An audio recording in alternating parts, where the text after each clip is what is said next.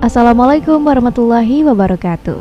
Sahabat, pernahkah kita mendengar kisah para malaikat menangis ketika Maryam, ibunda Nabi Isa alaihissalam wafat?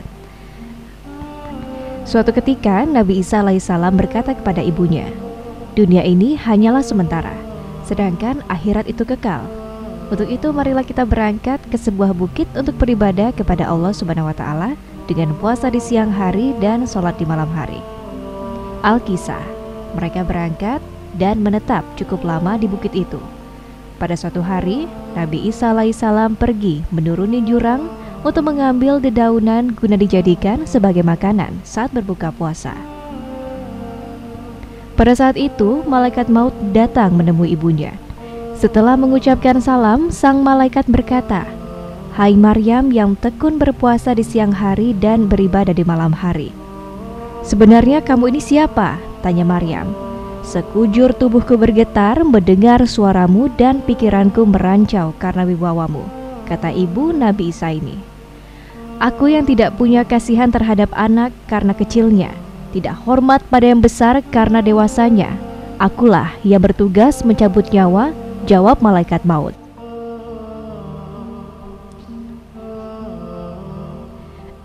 "Malaikat maut, apakah kedatanganmu kepadaku hanya berkunjung atau hendak mencabut nyawaku?" tanya Maryam. "Siapakah dirimu menghadapi maut?" tanya malaikat maut. "Maukah kamu memberi tempo barang sebentar saja? Aku sedang menanti kedatangan kekasih dan buah hatiku, permata dan penawar kegelisahan hatiku," pinta Maryam. "Semuanya bukan aku yang menentukan. Aku hanya seorang hamba Allah yang diberi tugas. Demi Allah, aku tidak kuasa mencabut nyawa seekor nyamuk pun tanpa seizin Tuhanku. Aku tidak akan menunda sedetik pun untuk mencabut nyawamu di tempat ini," kata malaikat maut menegaskan. "Malaikat maut, kamu telah dipercaya mengemban tugas. Sekarang laksanakanlah tugasmu itu," sahut Maryam. Malaikat maut pun kemudian mencabut nyawa Maryam. Nabi Isa alaihissalam datang terlambat ke tempat ibunya hingga masuk akhir waktu Isya. Ia datang menaiki bukit dan membawa dedaunan dan kubis di tangannya. Beliau tidak mengetahui kalau ibunya sudah meninggal. Ketika melewati mihrab ibunya dan memandang ibunya yang tegak di mihrabnya, beliau mengira bahwa ibunya tengah menyelesaikan salat fardu. Setelah itu beliau meletakkan apa yang dibawanya dan kemudian tegak beribadah hingga tengah malam. Seusai beribadah, beliau memandangi ibunya dan memanggil dengan suara yang penuh kasih dari dalam lubuk hati yang kusuk.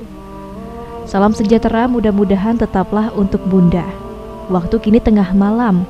Sekarang tiba saatnya berbuka puasa bagi yang berpuasa serta tiba pula saatnya untuk beribadah. Kenapa ibu berdiam diri tanpa melakukan semua itu?" Begitu cara Isa menyapa ibunya. Setelah sekian lama menunggu dan tidak ada reaksi dari sang ibu, Nabi Isa alaihissalam pun kembali. "Memang tidur itu nikmat," kata Nabi Isa. Kemudian kembali menghadap ke mihrabnya tanpa sedikit pun makanan yang masuk ke dalam perutnya malam itu sampai sepertiga malam. Dengan menunjukkan rasa hormat kepada ibunya, beliau pun memanggil lagi ibunya dengan suara yang penuh kasih. "Salam sejahtera tetaplah kepada Bunda." Namun ibunya tak bereaksi sedikit pun. Nabi Isa alaihissalam kemudian menghadap lagi ke mihrabnya hingga terbit fajar. Kemudian beliau meletakkan pipi pada pipi dan mulut ibunya.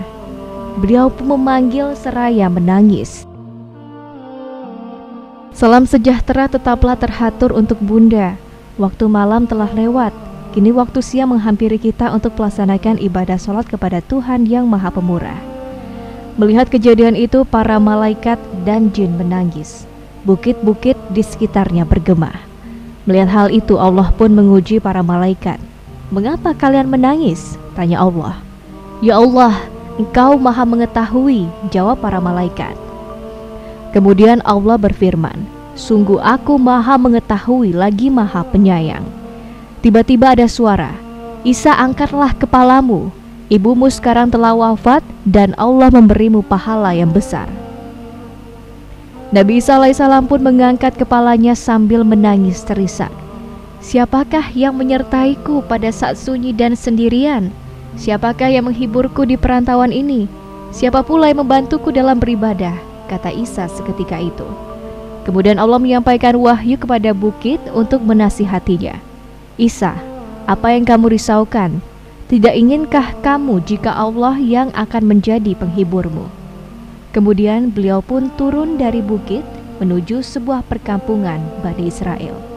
Sesudah menyampaikan salam, beliau menjumpai mereka. Siapakah kamu ini?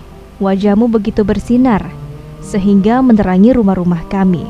Tanya Bani Israel pada Nabi Isa. Aku adalah Ruh Allah.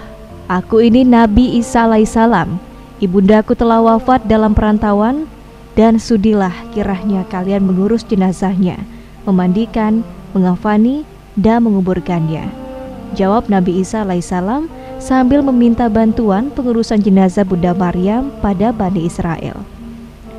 Maaf ya Ruh Allah, bukit itu banyak sekali dihuni oleh ular besar dan ular kecil. Bahkan selama 300 tahun leluhur kami tidak berani menjamahnya, kata mereka. Meski dengan kecewa, beliau pun kembali menaiki bukit itu. Pada saat itulah beliau bertemu dengan dua orang pemuda yang baik. Beliau mengucap salam dan kedua pemuda itu pun menjawab salamnya. Hei pemuda, ibuku wafat di perantauan. Aku mohon bantuan kalian untuk mengurus jenazahnya, pinta Nabi Isa. Kenalkan, aku ini adalah malaikat Jibril, dan ini adalah malaikat Mikail. Ini obat tubuh dan kain kafan dari Tuhanmu. Ketahuilah, pada saat ini bidadari dari surga yang cantik-cantik sedang memandikan dan membungkus jenazah ibumu dengan kain kafan ini. Lalu, Jibril lah yang menggalikan kuburnya di atas bukit itu. Mereka menguburkannya setelah menyolati dan menghormatinya. Kemudian Nabi Isa alaihissalam berkata, Ya Allah, hanya Engkau yang melihat posisiku dan mendengar keluhku. Tiada sedikit pun urusanku yang tersembunyi darimu. Ibundaku telah wafat dan tidak menyaksikan wafatnya. Untuk itu, izinkanlah dia berbicara kepadaku, ya Allah. Setelah itu datanglah wahyu yang mengizinkan dia berbicara dengan ibunya. Beliau berdiri tegak di makam ibunya seraya berbicara dengan prihatin. Salam sejahtera tetaplah terhatur kepada bunda, sapa Nabi Isa. Lalu terdengarlah suara dari dalam kubur. Kekasihku, duhai buah hatiku. Bunda, apa yang bunda peroleh di tempat sembaringan dan tempat kembali itu? Bagaimana pula bunda menghadap Tuhan? Tanya Nabi Isa kepada ibundanya. Aku memperoleh tempat pembaringan dan tempat kembali terbaik. Aku mendapat ridho Allah dalam menghadapnya, jawab ibunya.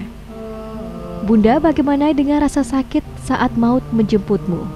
Tanya Nabi Isa menyempatkan diri. Demi Allah yang telah mengutusmu sebagai nabi yang membawa kebenaran, sampai saat ini rasa pedih maut masih belum hilang dari kerongkonganku. Kehebatan malaikat maut pun belum lenyap dari pandangan mataku. Untuk itu haturkan salam sejahteramu untukku hingga hari kiamat, tutur ibundanya. Wallahu a'lam bishawab.